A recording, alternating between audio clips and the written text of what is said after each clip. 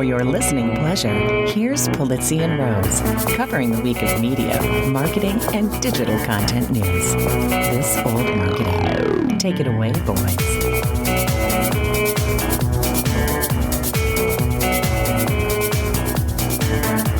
Hello, my friends. This is Robert Rose, and welcome to episode number 330 of This Old Marketing for Tuesday, June 28th, 2022. It's my birthday, and I'm working, as I always am. And with me is my good friend, my colleague, and the rooster to my maverick, Mr. Joe Polizzi. How are you? That's one of the better openings. First of all, happy birthday.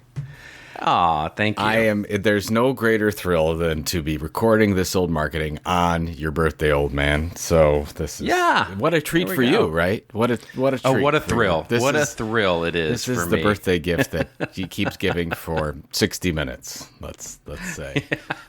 Exactly right. The reason, of course, that we're doing this is because you were kind enough to shift your schedule to do this early, because I'm going to try and take a few days off. I'm going to try and take advantage of the long weekend, and we're going to get out of town and do some fun things on my birthday and sort of get to the beach. And I'm going to step away from PowerPoint for a bit. So, I'm you should. For that. You know what? You have, to be honest, you've been in PowerPoint way too much lately. It's an issue. We almost, I almost had to break up that party. An intervention, a PowerPoint intervention. It hasn't been the first time. It's happened.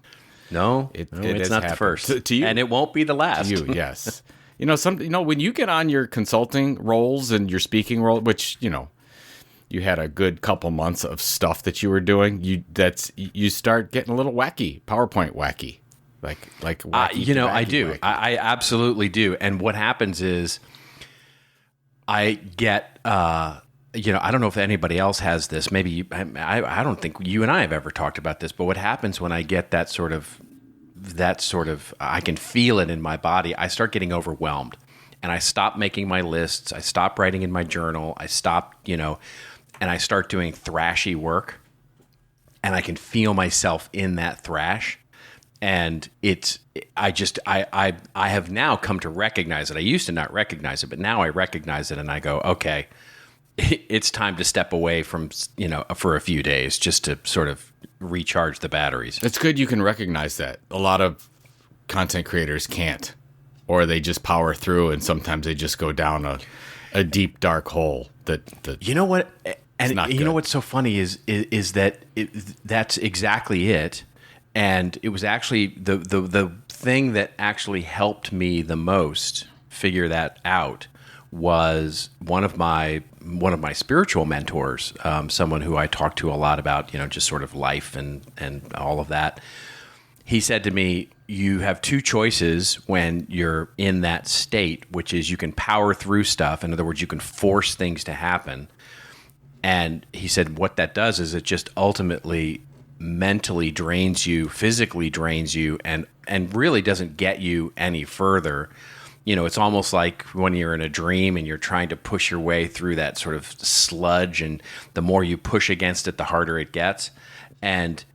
Or you can just start allowing, right? You can start allowing for and be aware and self-aware of what's happening in your life and have gratitude for it and all of those kinds of things. And ultimately, you end up in a much better place, but it takes effort to actually stop putting forth the effort. You know what I mean? You have to actually physically, in some cases, pull yourself away from it to actually understand, how you can sort of take a breath and just let the world sort of go by and take a break from it.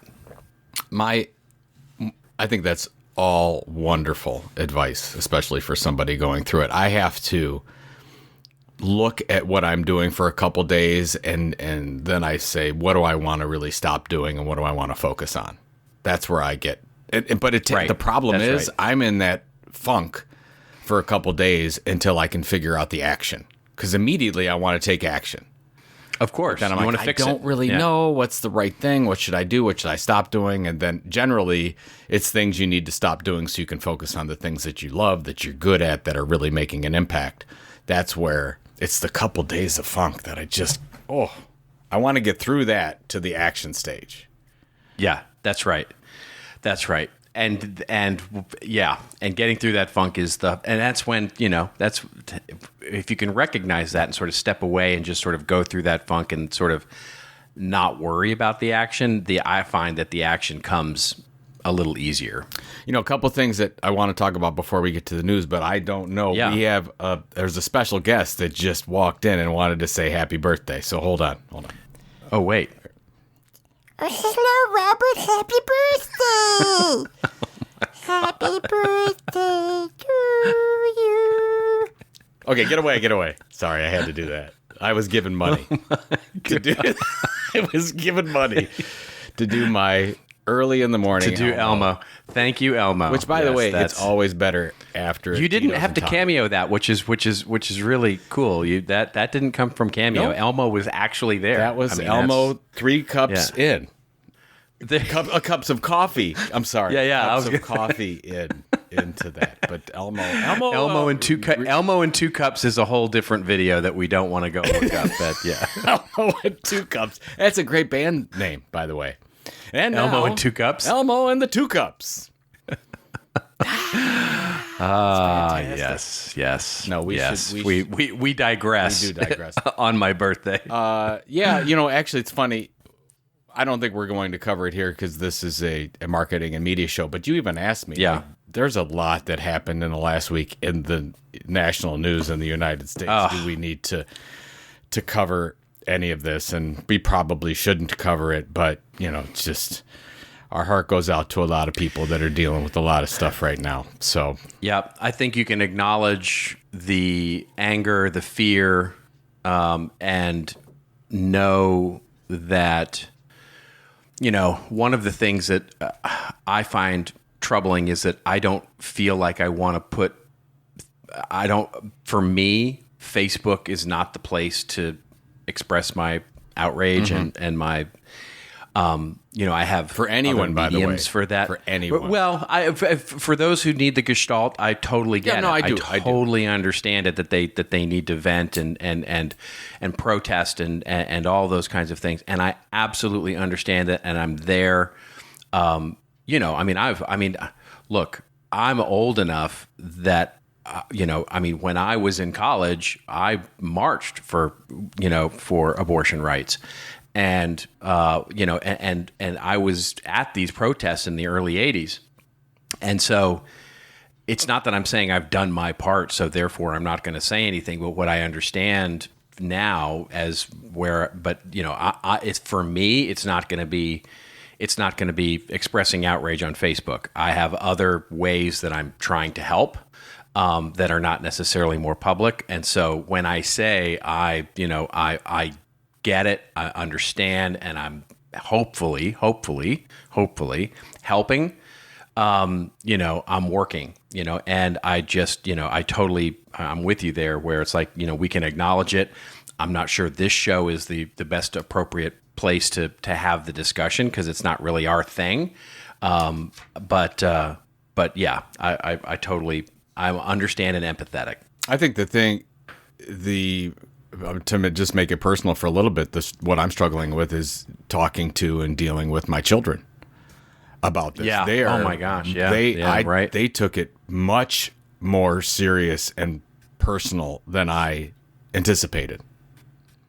You don't, when you're talking about video games and the next, Obi-Wan release, and then all of a sudden it gets very deep and dark and they're concerned. I mean, so I'm glad about that. I'm glad that they're listening to that, what's going on in the world about that. But then talking to them, which they have a very defeatist point of view that they don't think it can be fixed by voting or by marching, but they don't know what, and we're just talking, we're just listening, which is all I'm trying to do at this point. Well, they have a point. It is a very difficult and a very complex issue not necessarily because I was listening to, I mean, here we are saying we're not going to talk about it, and we're talking about it. But I was listening to this constitutional scholar, and she writes for the New York Times, and it's a great article. Maybe I'll try and find it and we can put it in the show notes. But the article she was talking about was, it wasn't that they, overturned the decision. It was it was, as she put it, the sort of breathtaking arrogance, and that's a quote, that they felt that they needed to. And that's what I think is so galling at the same time as interesting, because what that leads you to believe is that it is a state of mind that we're talking about here, and it's not the last that we're going to see of this court doing these kinds of things. So it begs the question, because it's like, okay, even putting this decision aside for a moment, what does the future hold? And so what are we really, when we, rage against the machine, as it were, what are we really raging against? And we just need to be clear-eyed about that, because this is, if this is a slippery slope, and we need to make sure we don't slip. No, I think that's where my kids were coming from. That they even said this. They're concerned about their basic human rights. Yeah, moving forward, and they should. And I can't absolutely, and I can't tell them that that's unfounded. Because if you read some of what the SCOTUS team has been talking about, is that right? SCOTUS? No. Yeah, that's right. No, yeah, you got it. Yeah. Then there is a door left open. At least some of them have said there's a door left open for other things to come, and that's a scary place to be, especially for the youth of America and well, all of us, frankly. And by the way, I'm sorry. It's it comes down to, the thing it comes down to is, it's so funny. I've got a 2,000 word blog post that I wrote over the weekend, and I just went, I read it and I read it again, and then I read it again on Sunday morning, and I was like, I'm taking the temperature of the room right now, and it's not the right time for me to post this.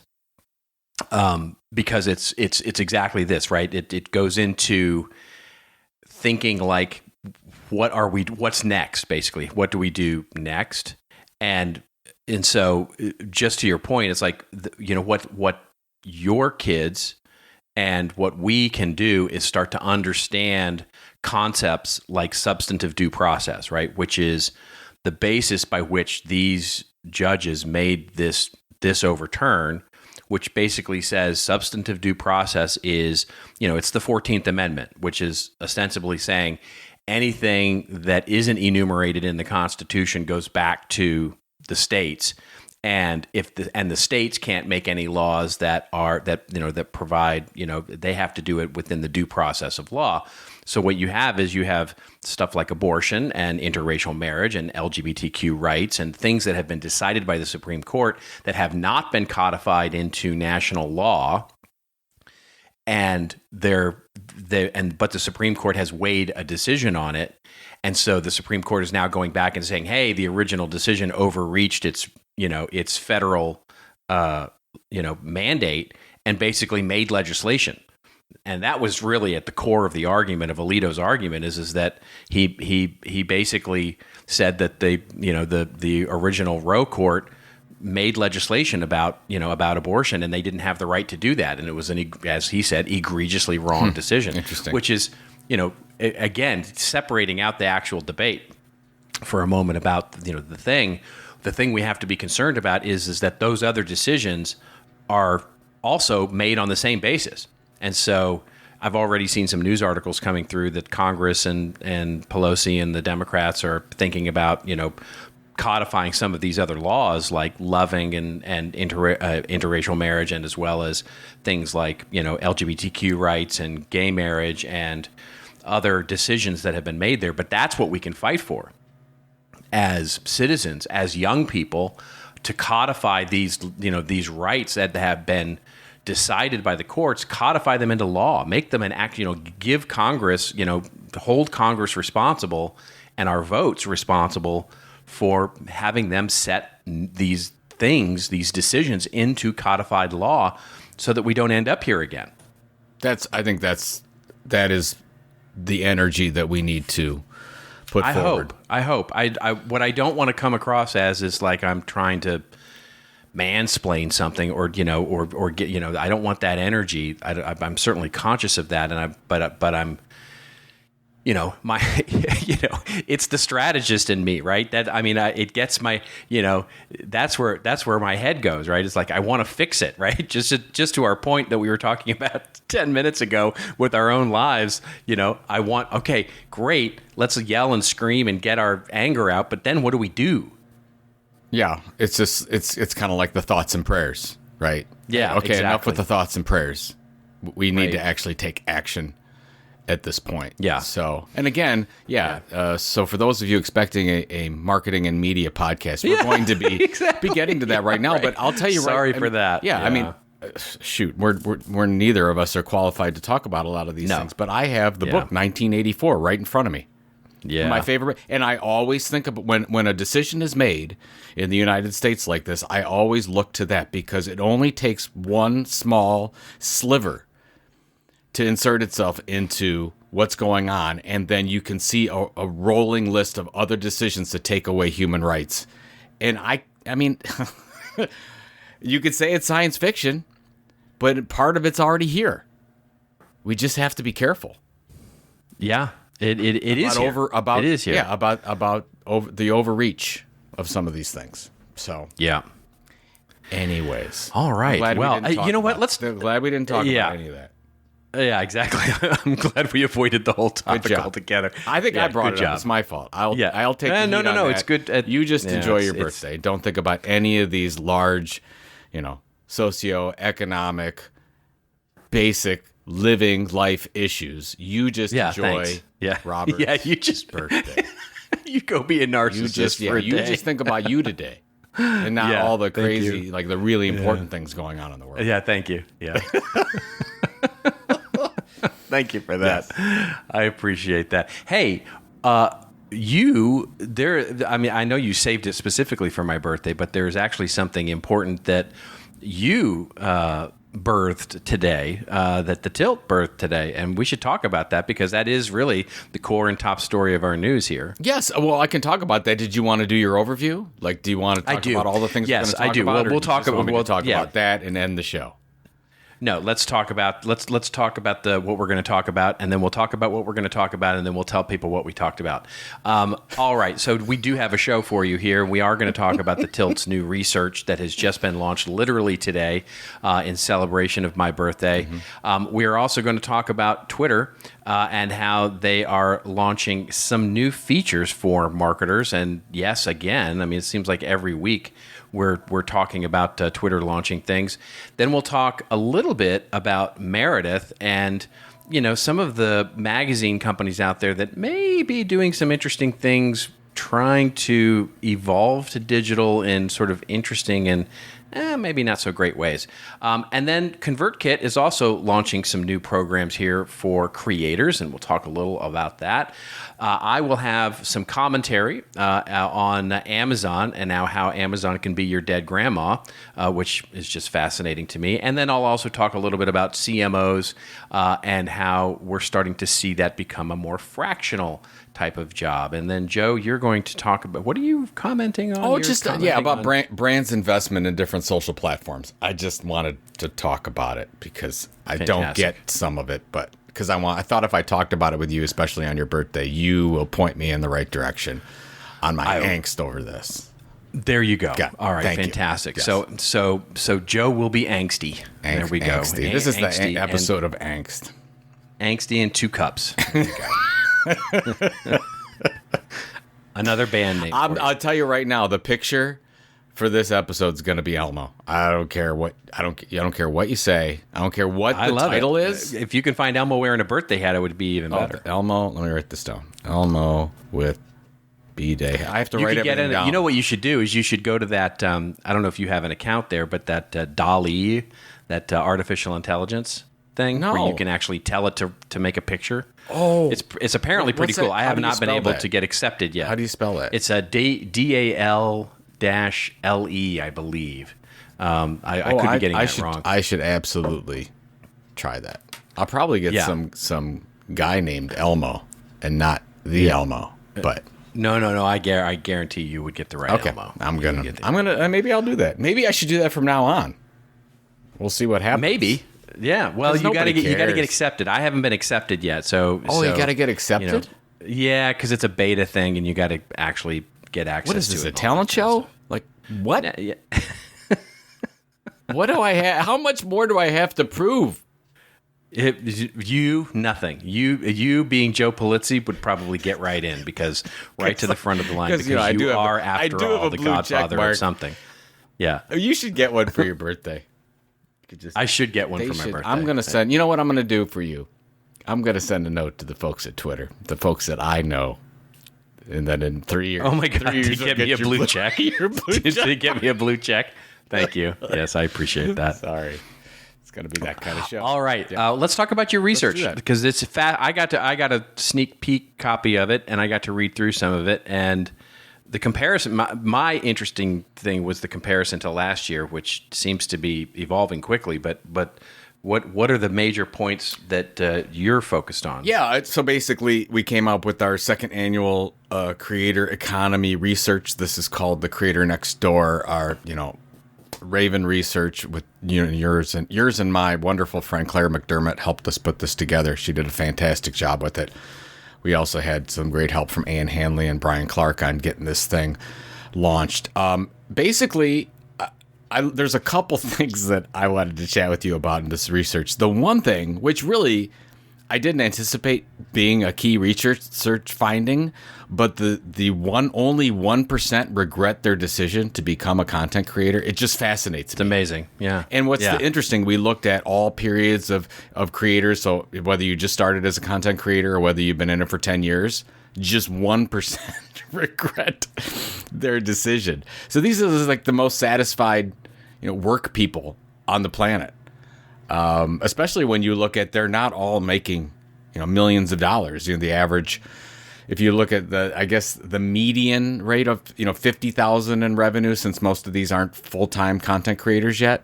So I just thought that was interesting. The big number for me, and the one that I've been using, and we talked about on the show a couple weeks ago, was that full-time creators need roughly about 17 months to earn enough income to support one person. And that's where we get to the level of, yes, they really are a business. This is a content entrepreneur.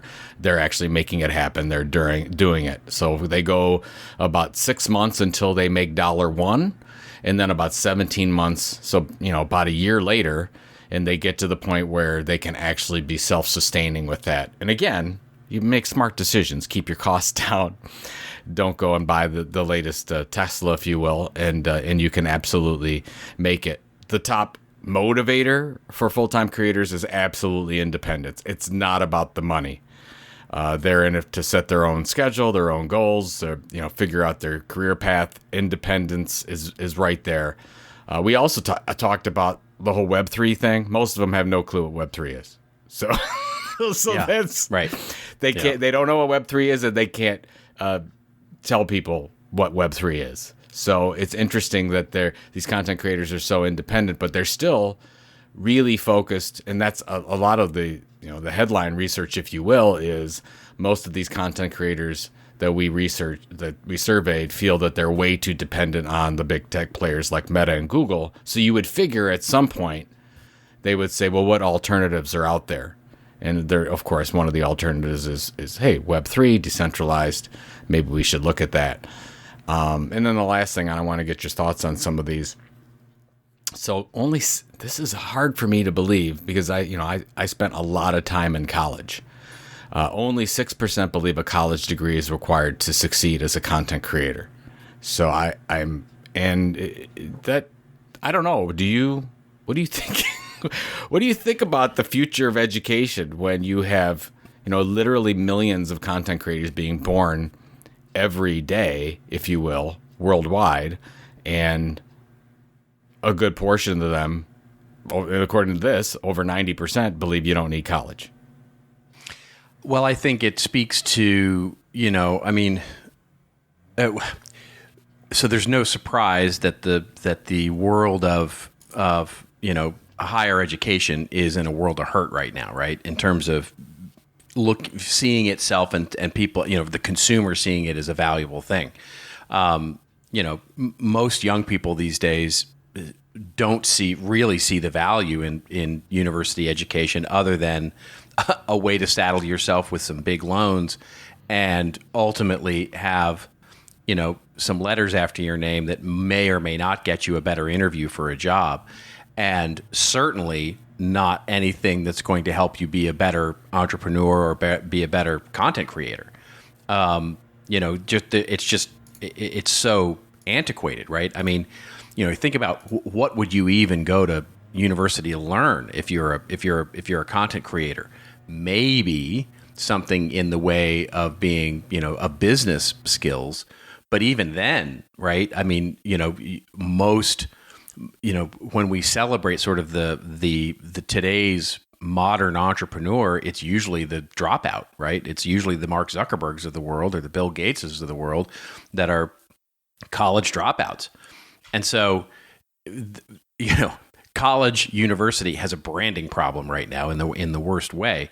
But more importantly, I think it's, not to put too fine a point on it, but when I moved from from Texas to Los Angeles, and I wanted to be a content creator, I wanted to be a writer and a musician and all that stuff, I was like, I don't need I don't even know what I would have gone to college for. I don't need a college degree to do this.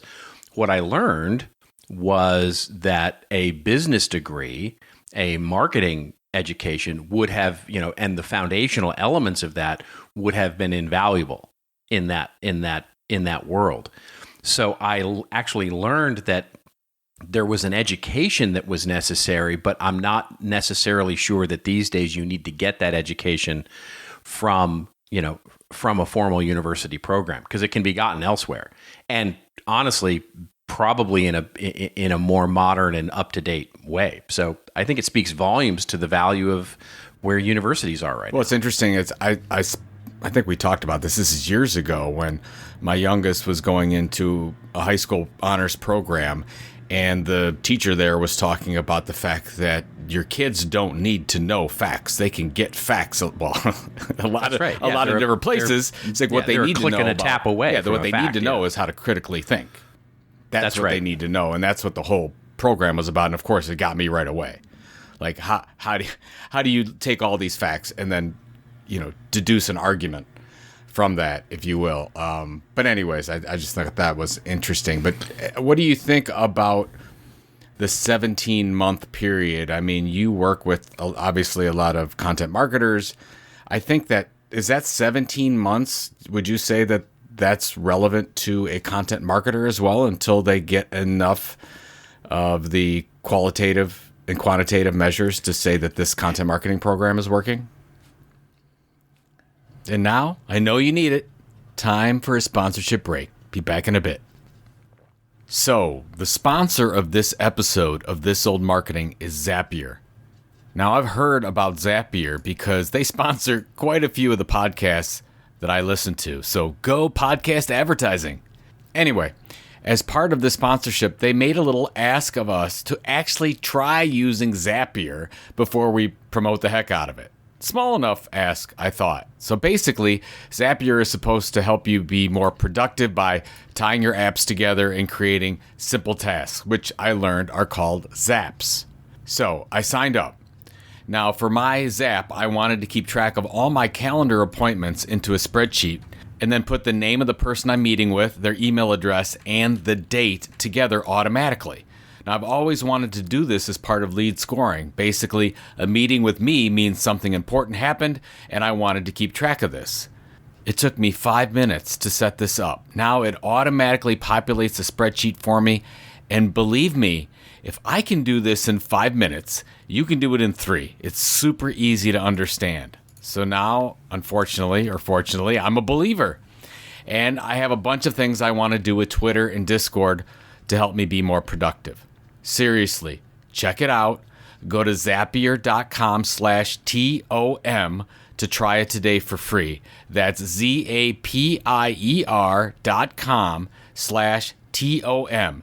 And please use the code so they continue to sponsor This Old Marketing podcast. Thank you. And now back to the future award-winning marketing and media podcast, This Old Marketing. Thanks for listening. I think to me, it's more of a function of, one of the things that you and I have talked about for the last 10 years is consistency, right? And the question is how, in the sort of philosophical sense of, how many pebbles till you have a pile sort of thing. Is it 1? Is it 2? Is it 3? Is it 5? Is it, how many do you need until you actually have something that's substantive? And to me, what the 17 months represents is a level of commitment that speaks to being able to be consistent at doing the thing, right? Because it may be there. I would very much doubt that there's any correlation between, across industries and platforms and different business models, that 17 months is sort of a magical number from how long you build, how long it takes to build an audience actually. But what I would definitely see, and my gut tells me is the right correlation, is that 17 months is the right amount of time, whether it's a business or a content creator, that says they've worked the business into their process, into their lifestyle. They can be consistent at it. That is something that is now part of what they do, and an important and holistic part of what they do. Because, we can all do something for a couple of months, and we can all do something for a couple of months and then let it lie fallow and then come back to it.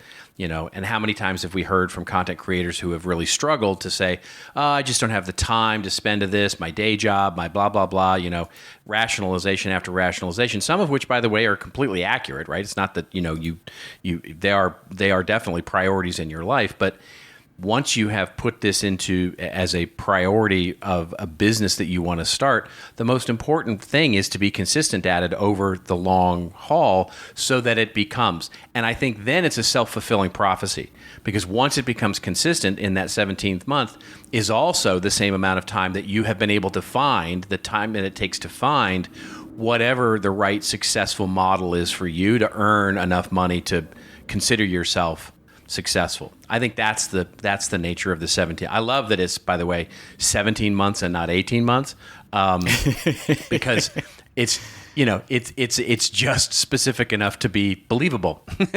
Well, thank you very much. We made this with the length. Yeah, we definitely skewed that number down from 18 to 17 to make it work just for you. Mm-hmm. No, so anyways, the research is out. Pretty happy with the reception so far, but we're just trying to get, I'd love a content creator to look at this, and the 17 month is so important to me because absolutely, you have to tell them that they pretty much have to have backup resources, backup funds for 18 months at least. That's a minimum, in my opinion, because build on your runway. I've told the story. On your runway. For me personally, it was about 22 to 24 months. So it was longer than that. If I'd have gone 17, I didn't have it, wasn't ready yet. Didn't have all the revenue sources and the business model figured out yet by that time. But you're right, the audience was building, and I was feeling good about it. And then somewhere right after that time period, you figure it out. Also, it's interesting because we talked about before the show, Brian Piper and I are working on the new version of Epic Content Marketing. It's got a great interview with Amanda Todorovich on how she built Cleveland Clinic. Of course, one of our favorite people of all time, and she's really taken health essentials at the Cleveland Clinic to the next level. But if you look at how she built that whole thing, and now she's at 10 years, going on 10 years building that thing. I think something like 1 billion views this year she's going to get with all of the content that she's created. Yeah. But it started very simply with 3 people. And it took her a couple years to figure out the process, to figure out what they were good at, to figure out, how they do SEO and between content creation and distribution and reuse of content. And when do you go back and update old content and all those things where you feel like you have a grasp of the business. So, yeah. And let's not forget, speaking to some of the things that we talked about last week, Cleveland Clinic, it started out as, quite literally the brand going, hey, we should do something. We should do a blog for our brand. Yep. I mean, it was that ridiculous. That's right? how I it mean, usually starts, right? A small project. Yeah, exactly. This is a small little thing that we want to see if we can create some value in our community and create some, a good thing. And we want to do this, this good thing for the brand, and it probably won't be much money and much effort.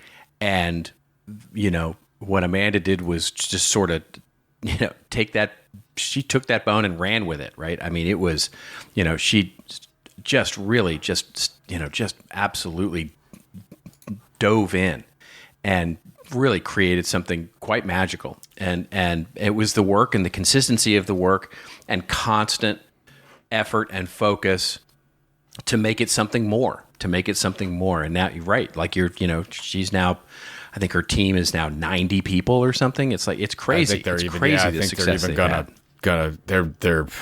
the thing that I didn't realize was she was making incremental hires and changes and growing this thing year after year after year. And then the CEO became a full believer in this. Because you talk about this when you make the business case for content marketing. The CEO then says, all right, well, this is all wonderful, but I want to be the number one go-to resource in the world. How do we make that happen? And went to Amanda and said, how do we make that happen? Do you have an idea? And Amanda said, sure, I have an idea. And he says, well, bring it back to me in the next couple of days and we'll see if we can approve it. And she's taken aback. She's like, are you kidding me? So she goes back and she puts together her dream scenario of what it would take to become the number one leading informational expert around these health issues in the world. And she had no idea it was going to get approved. And it did. Yeah. And she's like, oh my gosh, I can't believe it. But it took 8 years for her to get there to that point. Yeah. And that's what you said. And it's so funny. 10 years is such a difference. When we started, I started writing this when you and I wrote Managing Content Marketing. Really, we were talking about, here's how you have to show the chief marketing officer and the CEO, and they don't believe it and they'll never get it. Well, now, today, most of them get it. Most of them understand the power of content because they're consumers of that content and they get that. They just don't know how to operationalize it. Yes, that's exactly right. It's exactly right. It's be careful over what you're making the business case for, right? You are not making the business case for content because honestly, they already get it. You're walking into that CEO's or CFO's office and they're looking for, how do we actually do this in a meaningful way, right? In other words, don't make the business case to stand up a mom and pop shop. Make the business case to take your mom and pop shop and turn it into Amazon. Yep, absolutely. And then you do that, and then you realize that in a complex organization, there's a lot of moving parts that it takes. You just have to set the right I think if you do that and set the right expectations, you can be successful. Absolutely. But you absolutely have to have C-level support. But that C-level support is definitely there today where it wasn't, 10, 11 years ago, which they didn't get it at all. Now they do. That's right. So that's right. Anyway, so thank you for all the help. Well, congratulations. Yep, I'm glad it's absolutely. out there. Congratulations. Link in the show notes. Spread it around. I think it's an important piece that will hopefully help creators and content marketers kind of take the next step in their careers and their journeys. So. Absolutely. All right, let's move on to our, first news story of it, and it comes to us courtesy of Media Post. Once again, the news about Twitter, and they're launching. They seem to be every week launching a new tool or a new solution of some kind. They're doubling down as as Elon sort of circles around. Exactly. Like. There's some kind of metaphor there or joke there, but I'm not going to. 2 cups, I think. 2 cups. Probably, yeah. It's whatever. 2 cups. 2 cups, Elon. All right. Twitter to launch branded likes and campaign planner, says the Marketing Daily at MediaPost. Twitter continues to step up the introduction of tools and services that advertisers can use to create engagement and plan performance. The company will launch a custom like animation for tweets that brands can create through the Ads Manager. The name of this creation, Branded Likes, will become available to all advertisers in the U.S., the United Kingdom, and Japan next week. I'll go off on a little bit of a rant about, this kind of thing, why we need an animated like button, but all right. More to the point of sort of the usefulness is their new campaign planning tool, their campaign planner, which is now available to all managed advertisers in the US, UK, and Japan. I don't know why those are the three only countries that they're anyway. With this tool, advertisers can forecast reach, impressions, average frequency, CPM against specific audiences, campaign duration, frequency, placement, and of course, obviously budget. You can get a forecast of what your campaign might look like and do with this campaign planning tool. It reminds me very much of some of the campaign planning tools that you've got in Google Search if you go and do Google Search campaigns. This is now also going to be available for those, and they're also, this comes in context with what we talked about last week, obviously, which is the feature to eliminate some of the constraints around 280 characters to get into long-form content. So, any take on this? I have a short take on this, but what do you think about Twitter? Quick take is, as we talked, continuing from last week, they're literally just unloading every idea they've ever had. And it's funny, they must have had an all-hands meeting and said, remember all those ideas that we shelved as we were getting ready for sale? Exactly. They're all back on the board. Bring them out. Because we've got $14 billion in market cap to make up. So, right. That's what it feels like. And then you feel like there's some developer in the back of the room who raises his or her hand and sort of says meekly, what about that animated like heart button thing that we did, was really silly? Do that one too. Dude, get that one out there too. Can't you see the person at the front? And that person, the person raised their hand, says about, hey, the animated like thing, and the guy or gal at the top is going, yes, that's the type of ideas I'm talking about, right? Right, exactly. You are employee of the month. Oh my gosh! Do you remember the movie Get Him to the Greek? Yes. So when they're in that record company meeting, and he's like, you sold 2,000 units. You only sold 2,000 units. He's like, I'm proud of those units. I'm absolutely proud of those units. Those 2,000 units. Anyway, it's a very, very obscure scene from a very obscure movie, but that's what it reminds me of. That's pretty good. So basically, Campaign Planner, I would imagine that there'll be an API that can work into some of the other dashboards, Campaign Planner dashboards. If that's the case, it's probably going to be very useful. The custom like animations is just like throwing a Hail Mary. Let's see if they work. Whatever. Well, here is one idea that I had, because there is this little known feature in Twitter that I didn't even know about till I started researching this story. Have you heard of the feature called brand notifications? No, I have not. Tell me. So there is a feature in Twitter. Get this. This is really relevant to our audience. The brand notifications, which is available through a third party called Arrow, which does scheduled notifications. What you can do with brand notifications is you tweet out something where a like equals an opt-in. And what happens is like I tweet out, hey, like this tweet to opt in to hear about when we launch our website, or we launch our new product, or, we release this new research. And so people that go and like that tweet are then opted in automatically, so that when you're ready to launch your research, you tweet about it, and they immediately get an @ mention. Everybody who liked the tweet gets an @ mention saying, hey, the website's live, the research is now available, all that sort of thing. So it's like building in sort of this Twitter opt-in list. And I was like, that's really cool. And actually now I can see a useful utility for that animated like thing, because that'll call a little more attention to it and show that it's a little different. And it's like, oh, well, that's kind of interesting. But I never even knew that this brand notification thing was a thing. There's so many. There's so many things. And that's why that's the problem. Twitter has all these little things that they're working on, but it's like, what is it? Now, maybe to your point last week about them actually, whether they're going toward that super app idea, but it really it really is starting to feel that if you are a content creator, content marketer, that you could use Twitter as sort of your home base. Yeah, as the email, as a, I can. It's starting to get to that. I can create the audience through either the short or the longer tweets. I can build my podcast out. They're moving in that direction outside of Twitter Spaces. You could do your email newsletter, which is moving from review to whatever it's called now.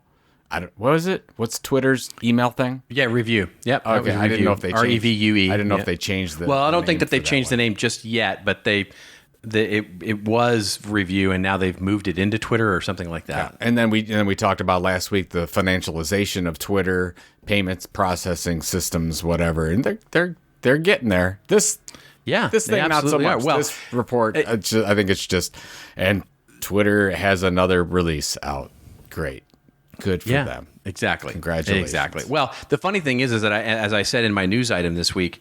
That I was writing for my post, in any normal tech company, all of this would be really good news, right? But because they're under this sort of, very foggy sort of haze of Elon, and now Trump is actually, appealing his decision about getting his lawsuit dismissed, about getting kicked off the platform. There's all this sort of just underlying crap that they have to deal with, that all of this is just sort of like, if it weren't for us talking about it, ain't nobody talking about it. Yeah, it's interesting. And then, of course, we haven't even mentioned, but TikTok is, which I'll talk about in my commentary, TikTok is eating the world at this point. So, oh yeah, absolutely. All right.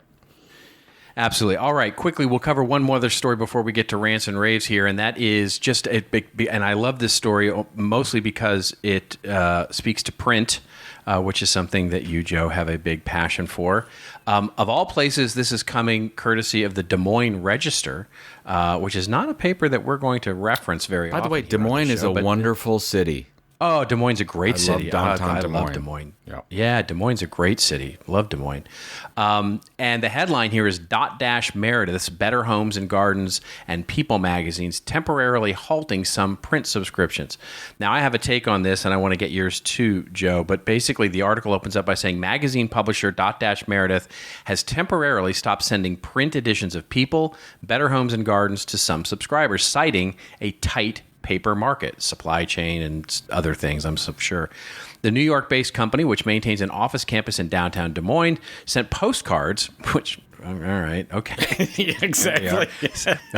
Sent postcards to some readers this week, telling them that they would not receive print editions of the magazines in the coming months. The company has offered those readers free subscriptions to digital editions of the magazine.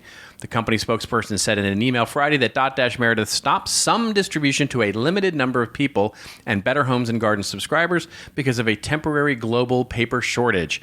The subscribers involved represent about 7% of the company's total print subscriber base, the spokesperson said.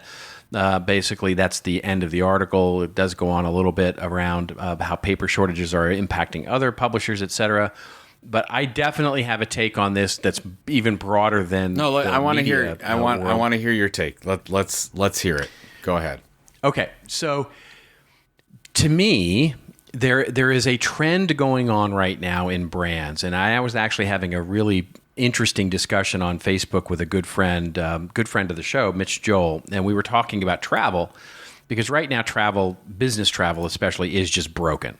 It's just really broken. And the problem that we see is that you see some airlines doing things like limiting the time that frequent flyers can spend in the clubs, which is of course for some business travelers who live their life on the road, as home away from home is the airline club. But now some airlines are seeing much increased travel from vacationers, and so there are more families than loners with laptops, as I call those business travelers, sitting in these clubs and taking up space and eating, and drinking all the stuff, and so they're limiting the time. You go to a hotel these days, and it's like you have to opt in literally every day that you want your room cleaned. You have to remember to ask for it because they just no longer do that any longer, citing staff shortages, et cetera. The restaurant's not open as long as it used to be. There are services that are just being cut down and cut away from frequent travelers that is really ruining the customer experience, especially for those that have sort of experienced it for so long in business travel. this to me is a very similar thing where one of the trends that I think is so interesting, and somebody should write a book or a paper on this, because there is all of the pivots and changes that we had to make because of lockdown and COVID and the pandemic and everything that's happened over the last couple of years that have been like, yes, digital transformation, optimizing digital experiences, making things easier, curbside, services, new services, all the kinds of things that we're doing. But there's also been a interesting trend, I think, and it's a very rough way to describe it, but basically the what we can get away with trends as well. In other words, because we can start to save costs, and we recognize during lockdowns that we can save a lot of costs by not cleaning all the rooms that need to be cleaned in a hotel, because we can shorten the hours of the restaurant. We can, basically decrease the average number of people in the clubs for consumption. We can do all these things. And in this case, basically, it's a test, for Dotdash Meredith to say, I wonder how many people would actually not care if they get their print magazine anymore. Like, they wouldn't be happy about it, but they're not going to unsubscribe because of it. In other words, how far can we degrade the customer experience before people start caring?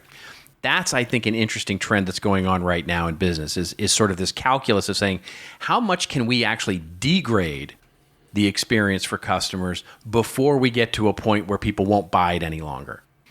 And it's an interesting sort of trend as we look at inflation and everything else that's causing things to be more expensive, because what it does is that we can obfuscate it, right? We can obfuscate it in messaging to say, hey, it's about supply chain, it's about lockdown, it's about safety, it's about all these things. And companies are testing these things, I think, in completely the wrong way, because what they're starting to do is institutionalize poor customer experience. And I think it provides it's a flawed strategy for these larger brands, because what happens out of this is that smaller companies will come in and disrupt it with better customer experience. So I just think it's a really interesting thing to observe right now, where we start seeing these brands doing things like, let's just test taking something away from customers and see how much they bitch about it, and see if we can't save a few bucks in the process. I think that's an interesting take. I never thought about this when I read this article from the Des Moines Register. So what struck me about it is that they're not doing it for everybody. They're doing it for 7% or whatever of the subscribers. So basically, you're saying they're clearly testing, a test. They're testing it. It's clearly an A/B test. Yes. I wouldn't be surprised specifically. Dotdash Meredith. I can't get used to that. Meredith. It's not Dotdash Meredith. I know. What? I know. So Meredith is a great brand. Yeah. Dotdash is a 100% digital publisher before they bought Meredith, I believe. Right. So there's a lot of print that's under this digital umbrella, if you will. And I wouldn't be surprised with what you're saying. My bigger concern here is that the inflation hitting print and postage is a thing. It's a real thing. And I understood. I don't. I'm agreeing with you. I'm Yeah. saying I'm concerned as a lover of print media, as you're a brand, you're a content creator, you have an opportunity to deliver a lean back experience, instead of lean forward, like, okay, what's my answer? A lean back is I'm going to experience this content, and it's going to hit me with, all kinds of new questions I can ask. That's why I love the print media. You're cut off from anything else that's hitting you from an electronic standpoint, or notifications on your phone or whatever.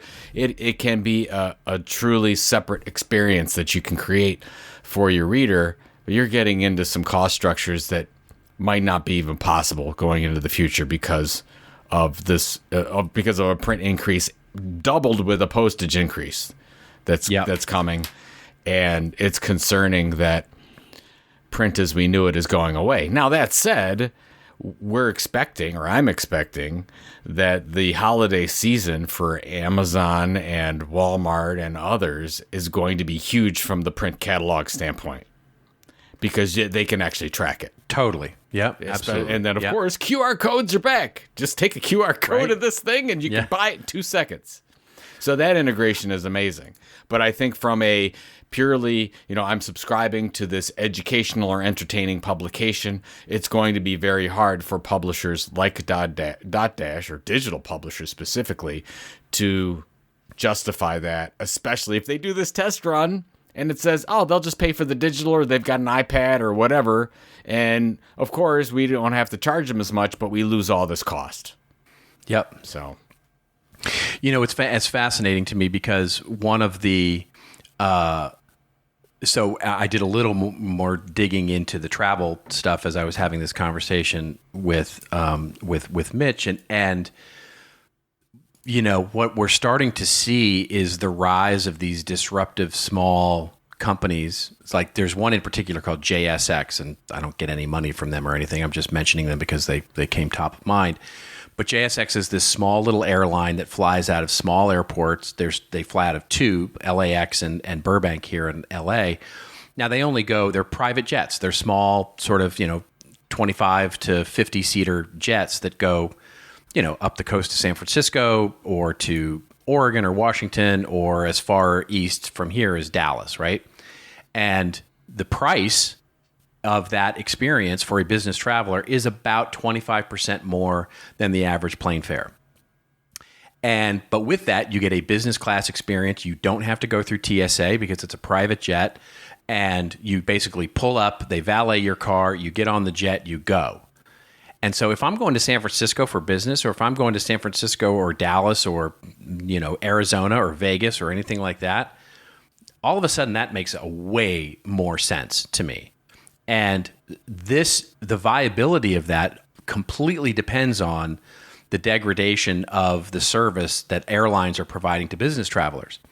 So I think you're going to start to see that in other industries as well, where this time, and you and I talked about this at great length, this churn of this time in the economic space is where we see new innovative things come out. And I think that's a good thing. And we're going to start to see that more and more. As a standard brand, as a big brand, I just think it's an interesting lesson that that they seem to never learn, that we never seem to learn as big brands, to say, you can use this time to completely degrade the service to find out what you can get away with, or you can use this time to actually start to build something new and innovative to see what you can actually do to differentiate. Sure. That exactly. Yeah. But you're right, especially in times of desperation, you don't think about increasing the customer experience. When if we did, we would have a great so rare. opportunity. It's so rare. True. So rare. True. All right, now it is time for our Ransom Rave section as we get to the end of this episode here, and it's a time for Joe and I to go off on a little bit of a rant or a little bit of a rave to make us feel like, we're either Maverick or Rooster. Have you seen the movie? Yes. Did you like it? Oh my God, isn't it amazing? I'm so glad you liked it, because I wasn't sure. It was so great. If you would. It was so great. It was so much fun. And by the way, I'm never going to see a movie again without that. We rented, as you know, rented out the theater. And it's an AMC theater with the lean back seats and the nice comfortable things. And, it was relatively expensive, but for a big blockbuster movie, I never want to see another movie in any other way. It was so much fun. Nobody in the theater except us. It was great. Nobody talked. You didn't have, all these people around you that are talking or on their phone or all that. It was fantastic. Yeah, but you're saying it was expensive, but you didn't have a ton of people. I mean, you could have invited 100 more people. Oh, you could have totally, you can absolutely defer those costs, right? So, I mean, basically I could have up, it could have been just me, quite honestly, but you can have up to 40 people, and it was $300. It was $300 for to rent out the theater, and now I had to go at an odd time. But other than that, it was brilliant. It was brilliant. I never want to see another big blockbuster movie any other way. I'm just spoiled now. Maverick just passed 1 billion in global. I know, it's amazing, and that's the first time a Tom Cruise movie has ever done that.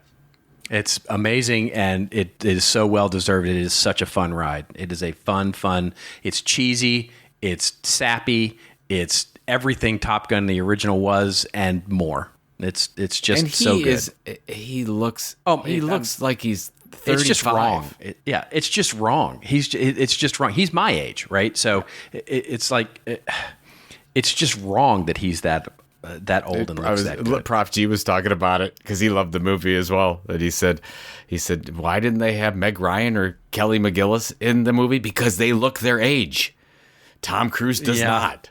So it's terrible, but I don't know what he's done. And Prof G he's made some sort of deal with the devil, that's for sure. The Prince of Darkness, whatever he did. Probably true. Nope. All right, you want me to go first on this? Let me go real quick. I just all right. It's interesting. eMarketer took this study. This is just from a couple months ago, and it's about social platforms used by U.S. marketers for influencer marketing and what the trends are going to be.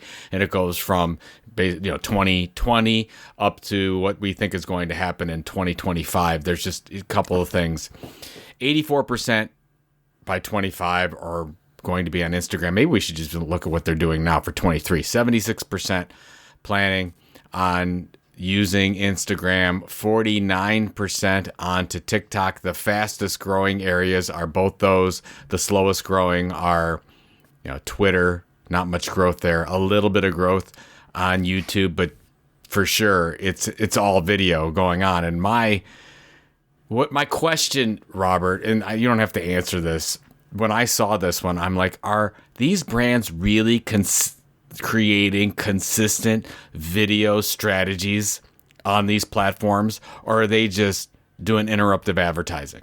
Like that's what we don't know. Because it includes both paid and unpaid companies with more than 100 plus employees. I think most of this is paid.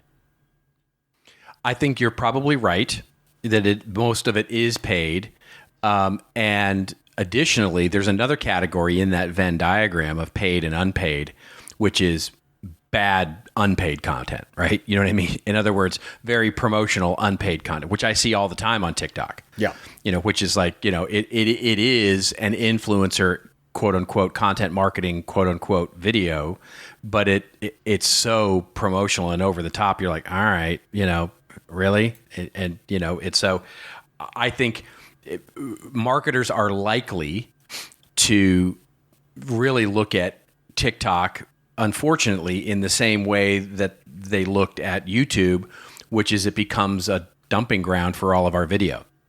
And because it's got the word video in it, we think, but then it's great. We'll just put all our video there. It's like, nah, there is no, with no strategy comes no success. So it will be very interesting to see the rise of paid as sort of the way to pierce that noise, the way to pierce the algorithm, and see what actually happens. The other thing is that, not to put too fine a point on it, as you always talk about, the idea of rented land, and it's like, okay, let's go build this big audience on TikTok, and then all of a sudden somebody goes, we're going to take that away, and you're not left with anything. So pulling them into your owned media spheres is going to be hugely important. It's interesting that I think about, I guess we could be wrong. We've been talking about the whole rented land thing forever, but if you look at this huge growth in the creator economy and all these people running to these platforms, they're not going out for the most part and creating email newsletters and building websites. They're creating their content on a social media property. They're building followers there, and their livelihoods it's almost like working for someone else because their livelihoods are totally controlled by that platform. That's why we talk about diversification of revenue so fast and trying to move that from rented to something that you can control. Well, but it's concerning. It's concerning. No. Here's the interesting thing, and you won't be able to really study this for some time. But here's my hypothesis, is that the short-term sort of content creator builds a house on rented land and then ultimately, if they don't evolve, then fails. In other words, if we start looking at those that survive, the sort of, from good to great, right, idea of the content entrepreneur, I would hypothesize that the good to great content entrepreneur is one who evolves into owned media, and that's the sustaining factor. That's the ability to sustain.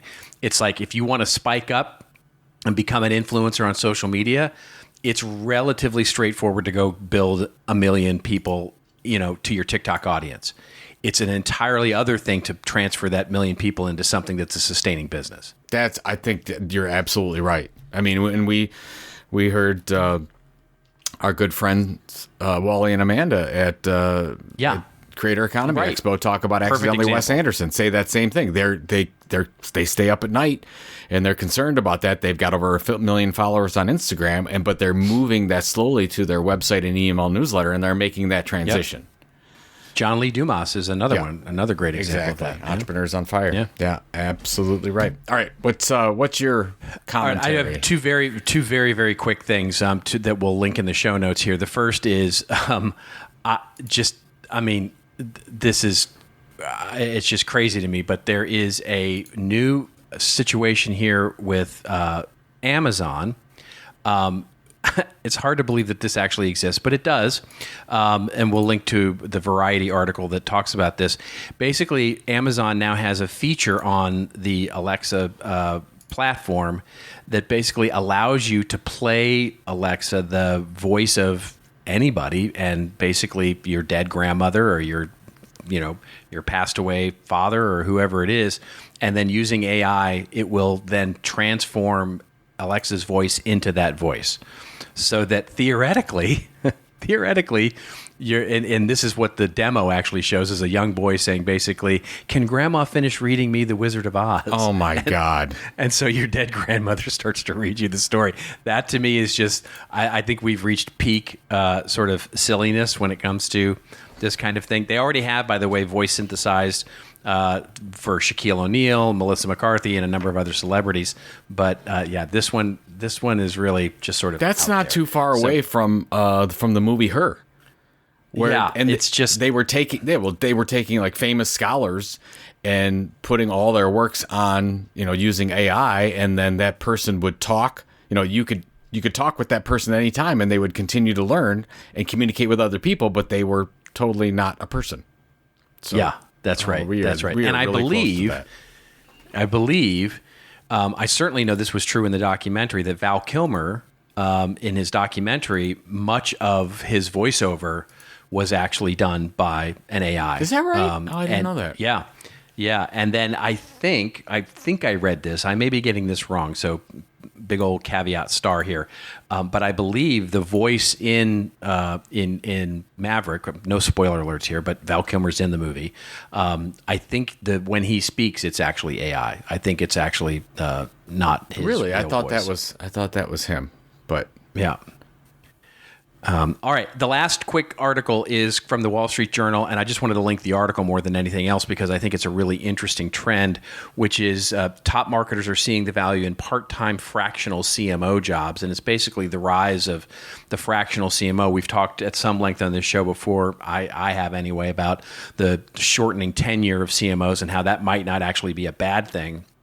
But it might actually be that CMOs are becoming like football coaches in the NFL, where they're good for a few years and then you just have to get fresh blood in there. And so the idea of a fractional CMO is actually a really interesting idea as the main part of your creative and marketing talent.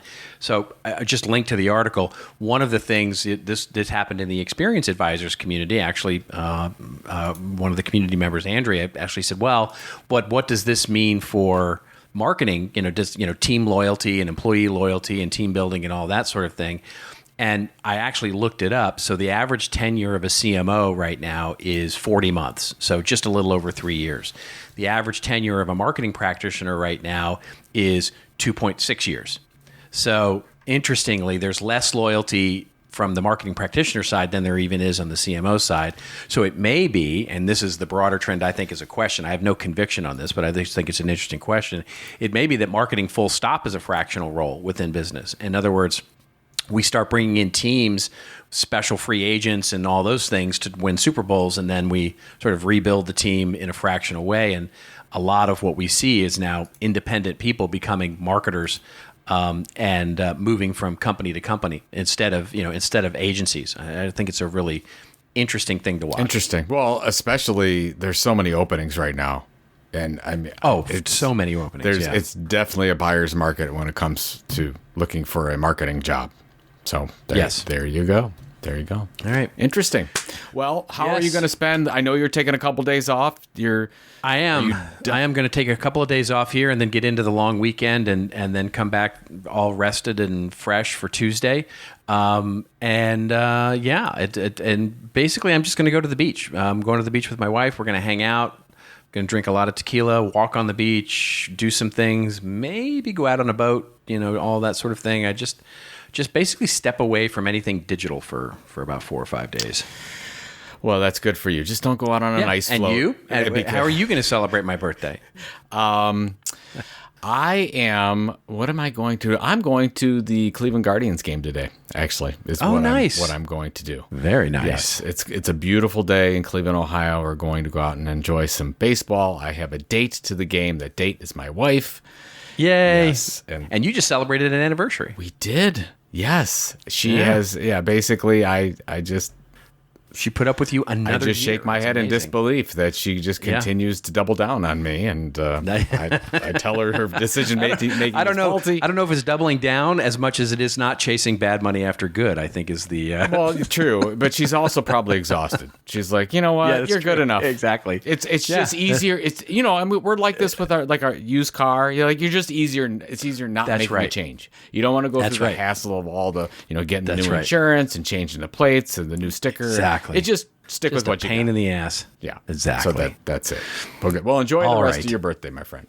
Thank you very, very much, and thanks to all of you for listening. And I hope you all have a wonderful long weekend, and especially for those of you, obviously in the U.S. who will be celebrating Independence Day.